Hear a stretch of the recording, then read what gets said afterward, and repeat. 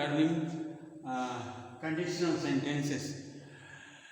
Guys, under spoken English, conditional sentences have very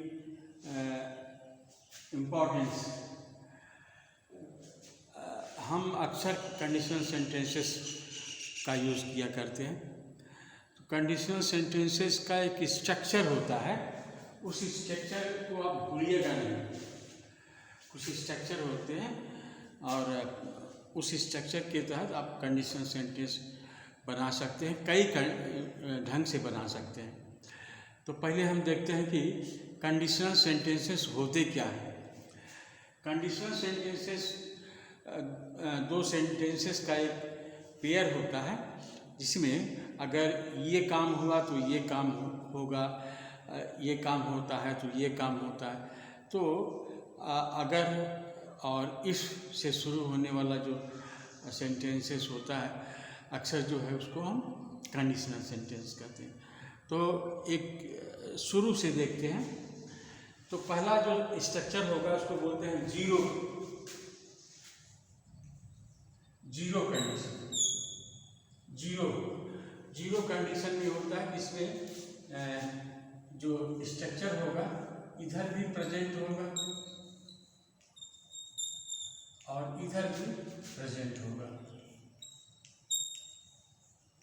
present indefinite कहिए, present indefinite, ये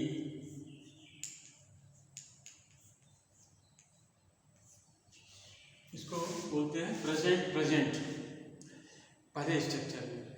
तो जैसे अगर हम कहें कि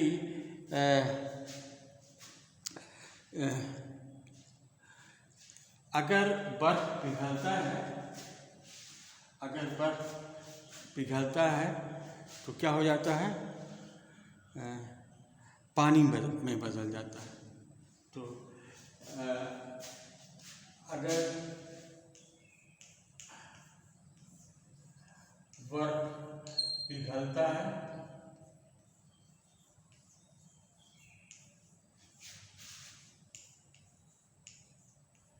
तो यह पानी में बदल जाता है। ये तो सब जानते हो, पानी में बदल जाता है।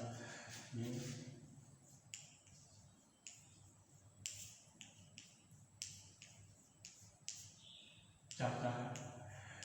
ये जो है दो सेंटेंस है।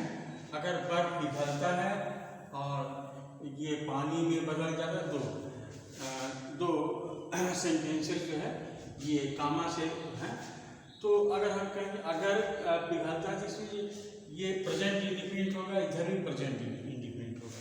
जैसे इफ आइस मेल्ट्स, ये present independent. If ice melts it turns water, अगर बर्फ पिघलता है तो पानी बन जाता है। तो इसको बोलते हैं जीरो कंडीशन, जिसमें दोनों सेंटेंस जो है कंडीशनल सेंटेंस और उसका रिजल्ट वाला सेंटेंस जो है दोनों प्रेजेंट इंडेफिनिट होता है। इस तरह के कई सेंटेंसेस है, साइंस में अधिकतर होता है। तो if the sun rises fog disappears, if the sun rises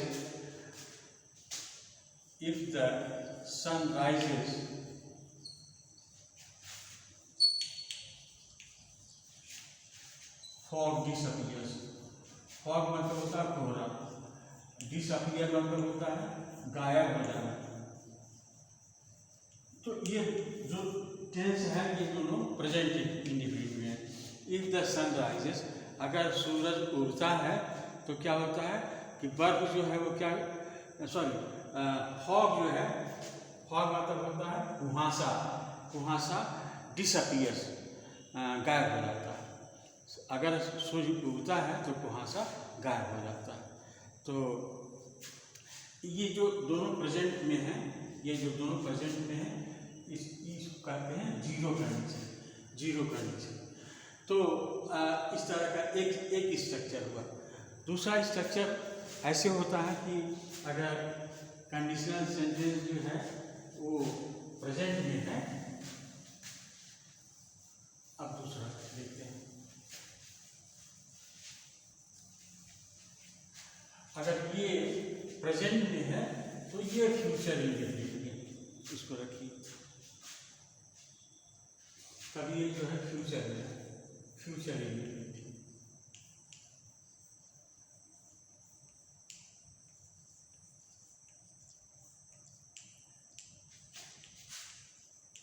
लेकिन इसको जो है ये फ्यूचर नहीं मानेंगे, क्योंकि इसमें गागेगी ही रहता है। जैसे अगर कहें कि इफ़ यू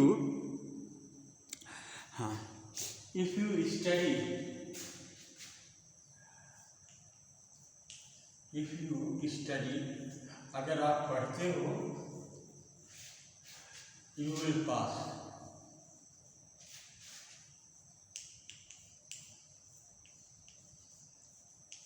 ये बहुत सारा सेंटेंस है। If you study you will pass, अगर आप पढ़ते हो तो पास हो जाओगे। लेकिन इसका जो ये पूरा अर्थ होगा ये फ्यूचर में ही होगा। अगर तुम पढ़ोगे तो पास हो जाओगे, अगर तुम पढ़ोगे तो पास हो जाओगे। तो इसका हिंदी में यही होगा, अगर तुम पढ़ोगे तो पास हो जाओगे।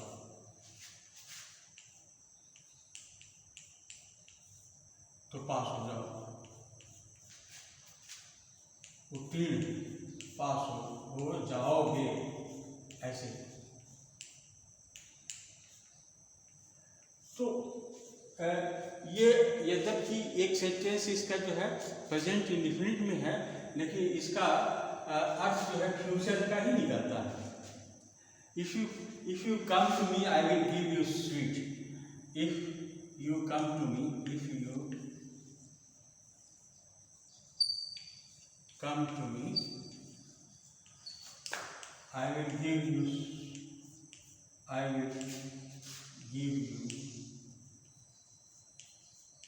sweet।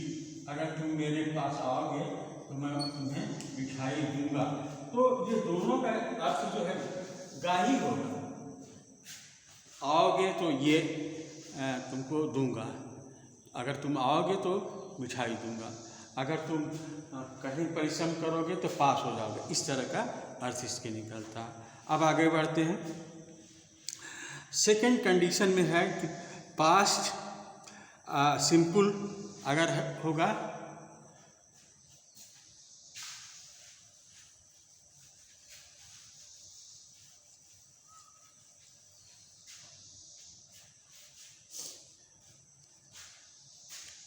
अगर कंडीशनल सेंटेंस जो है वो सिंपल पास्ट होगा, नहीं सिंपल पास्ट होगा, तो क्या होगा, वुड का प्रयोग होता है। जैसे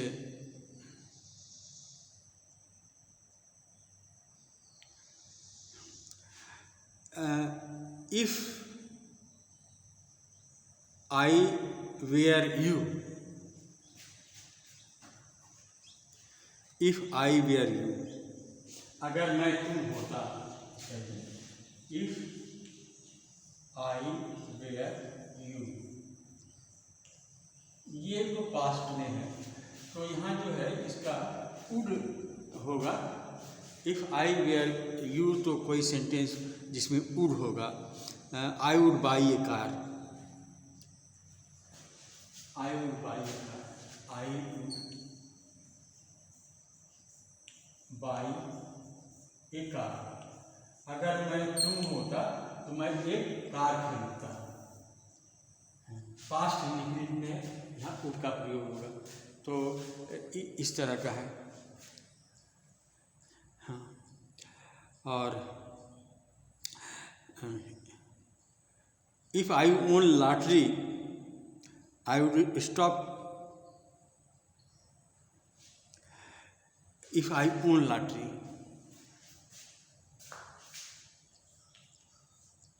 इफ आई ओन लॉटरी, इसी तरह से बनाएंगे। I would buy a house, I would buy a beautiful house.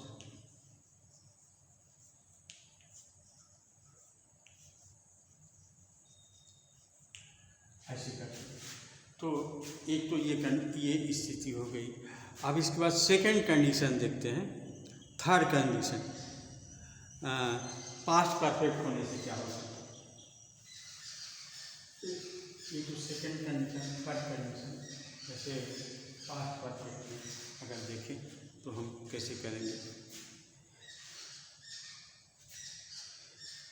अगर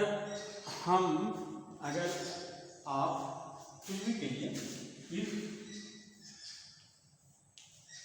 यू हैड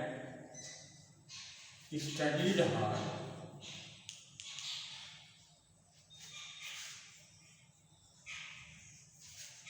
अगर आपने अच्छे से पढ़ा हुआ होता, if you had studied hard,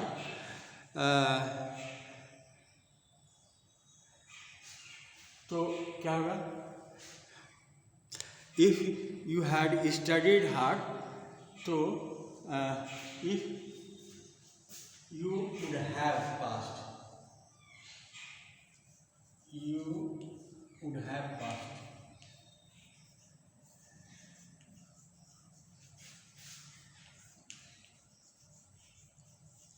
pass the exam. अगर आप पढ़े होते तो एग्जाम पास कर गए होते। ये पास परफेक्ट में है, तो अगर कंडीशनल पास परफेक्ट में होगा तो वुड हैव पास परफेक्ट कहाँ होगा, वुड हैव पास्ट। तो इस तरह से होगा। या if this happens that things would be happening. तो ये जो कंडीशनल सेंटेंस, जैसे if I where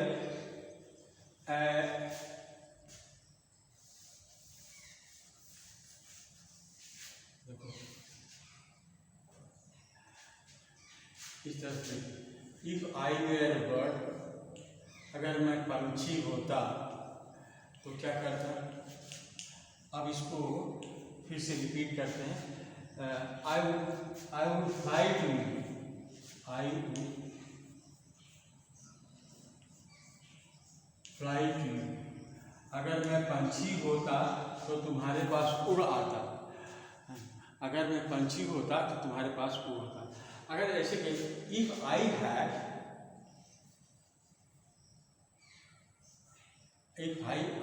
been bird, अगर मैं पंछी हुआ होता, तब यहाँ वुड हैव का प्रयोग होता। I would have flown to you, I would have flown to you. अगर मैं पंछी होता तो तुम्हारे यहाँ उड़ आया होता। तो गाइस, इस तरह के जो सेंटेंस स्ट्रक्चर होते हैं इसको आप याद रखिए। इफ आई वेयर बर्ड, जैसे if I were a prime minister तो I would have done. If I were prime minister, I would have done lot of things for this place. If I were a prime minister, I would do a lot of things for this place. If I had been a prime minister, I would have done a lot of things for the development of this place. ऐसे करके तो इस चीज़ को आप याद रखिएगा। पहला क्या हुआ, तीन तरह के सेंटेंस आप जानिए। एक तो पहले है कि जैसे प्रेजेंट है, वो साइंस में ज़्यादा यूज होता है, साइंटिफिक ट्रूथ के लिए ज़्यादा प्रयोग होता है। तो प्रेजेंट इंडिफिनिट, दोनों प्रेजेंट इंडिफिनिट। एक होता प्रेजेंट इंडिफिनिट होगा तो फ्यूचर में होगा। एक होगा कि पास्ट में है तो वुड होगा, अगर पास्ट परफेक्ट में है तो वुड हैव बीन होगा। तो यही जो है आपका स्ट्रक्चर है। तो कुछ सेंटेंसेस हम देखते हैं।